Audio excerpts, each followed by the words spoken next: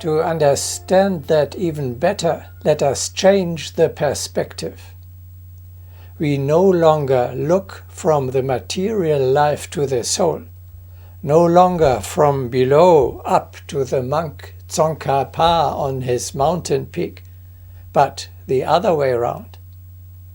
When you have transferred your consciousness into the soul, you look from above, down, from heaven to life here on earth. As if from above, down from the ceiling, like in case of a near-death experience. This is what the earthly world looks like when you open the eyes of your eternal individuality.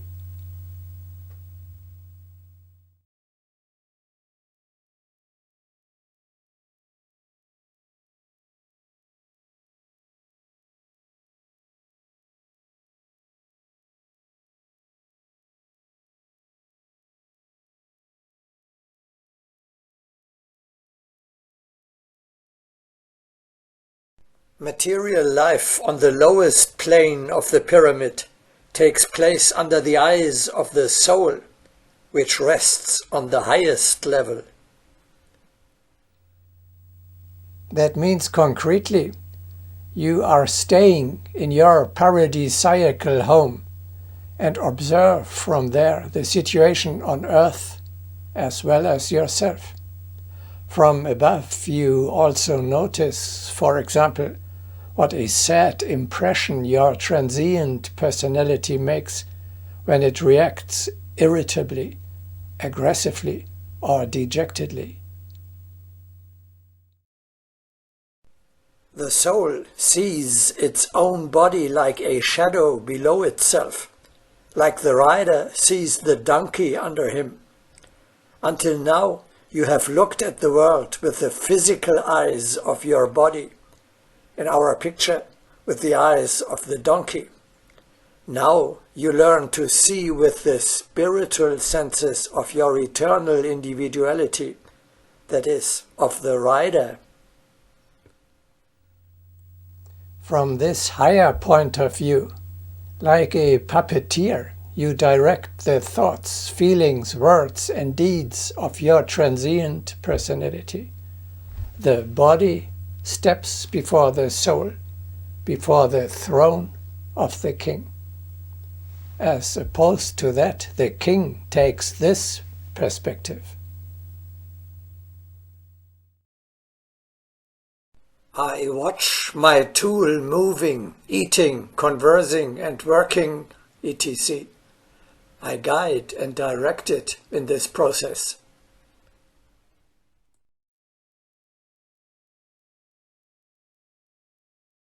Man heroically uplifts his consciousness and then observes manifestations from above.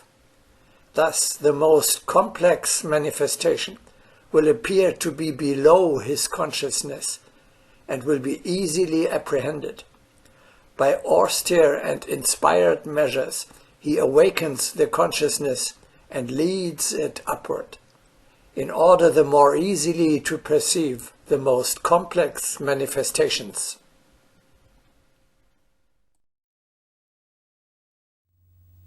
A person who has transferred his consciousness into the spiritual world is always half absent. He lives and feels with the body on earth, but at the same time with the soul on the inner, the subtle plane of reality. He leads a double life, both on earth and in heaven.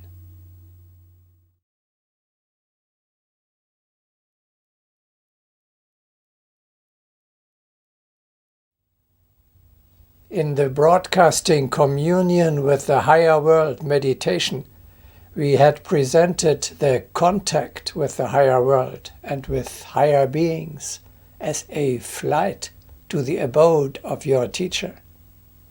We are now expanding and refining this concept. In fact, heaven, the fiery world is very close, so that you do not have to fly far away to visit it.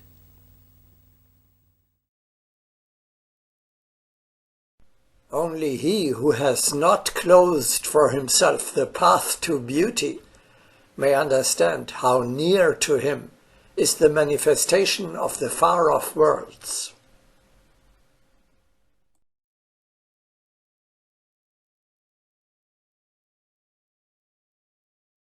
Let us consider the fiery world as the most proximate, the most guiding, the most flaming.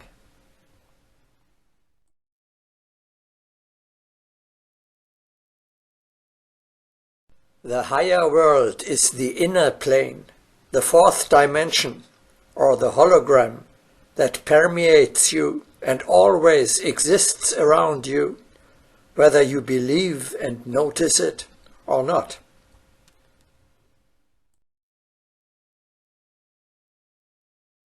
The fiery world is primarily within us, if only we discern its abode.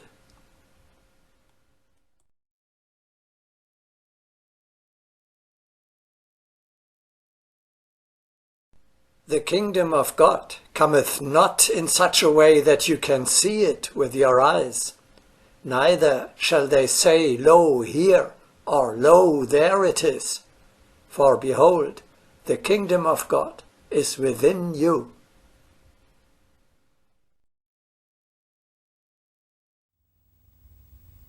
The physical and the non-material world are not separated. They merge imperceptibly into one another.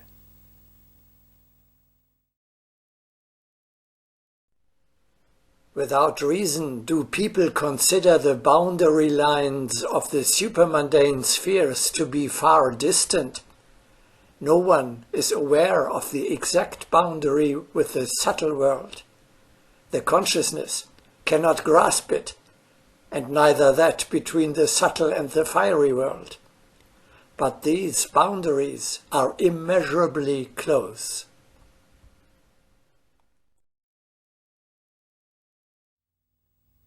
Thus, your home, the other world, heaven, the fiery world, is not somewhere above the clouds. The higher world exists next to, behind, and above, yes, even within you.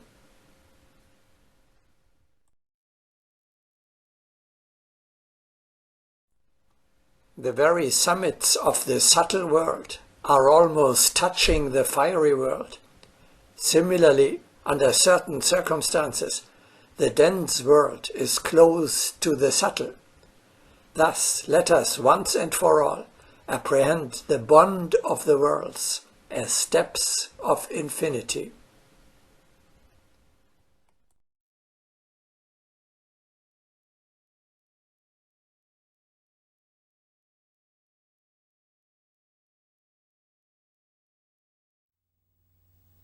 So that the proximity of the higher world does not remain in abstraction, but becomes your personal experience. Picture it like this. The invisible is separated from the visible world as if by a veil. Like a cloud that hides the upper part of a mountain from your view, the physical eye sees only up to the veil that separates the worlds. The inner senses, however, look through the cloud to that part of reality which is above it. Or imagine that the teacher is in the next room. Then go as far as possible towards the spiritual world, up to the outermost border of the material sphere, so far that you listen, as it were, at the door, and peer through the keyhole, or climb through the cloud. When the non-incarnated teacher moves towards you from his side, you can meet at the border.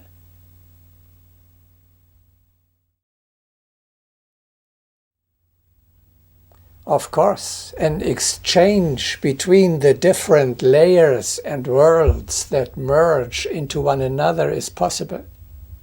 A contact, a communication, as between Helena Röhrig and many saints with the Mahatmas. If you seek him, the spirit of the teacher will find you everywhere, even if you are physically incarnated. You can keep the idea of the flight in order to connect in the morning. You have to detach yourself from earthly everyday life for a moment and go to meet the teacher.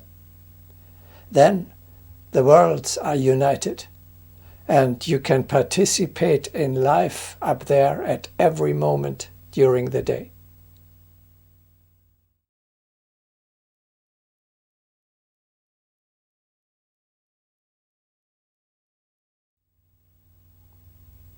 It is of no use just listening to what I tell you. You must feel the existence of the higher non-material plane of existence. You must learn to sense what is going on in the invisible, spiritual dimension of reality, in the world where your soul lives. You could have sensed an existence beyond the visible, and this sensation could have directed you beyond the limits of Earth.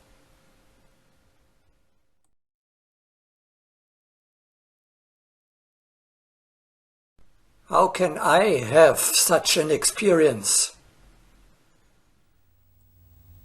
By sharpening your inner senses, with the help of which you can grasp the spiritual reality around you. What is it that the eyes of the soul perceive? The subtle phenomena of the non-material world.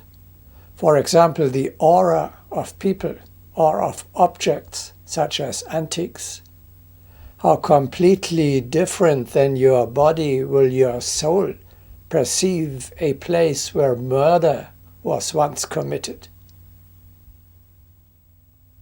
Recognize the presence of subtle beings, sense joy and enthusiasm, but also irritation, dejection or hostility in your environment.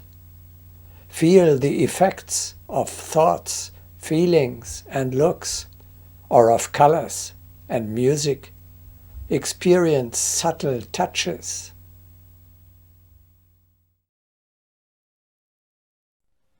One should strengthen the striving towards observation of the surrounding subtle phenomena.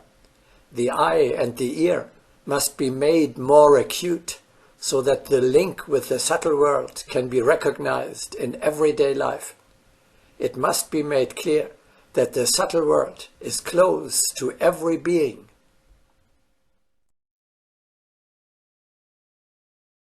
Manifestations of the subtle world are like the finest cobweb.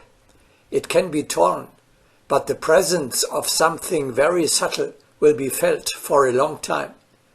Remember that the subtle world is revealed in very subtle touches.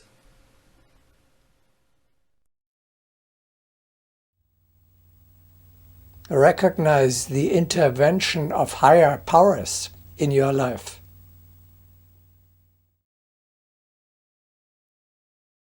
By gentle touches we draw the attention of seekers whom we forewarn against harmful decisions. We help to create and assist the good.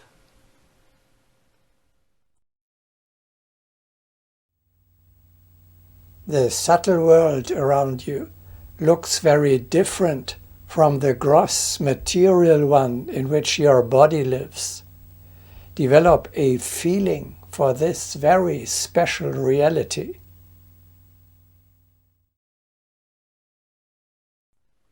There will remain an impression of having visited someone, or even of having heard 2 or 3 words.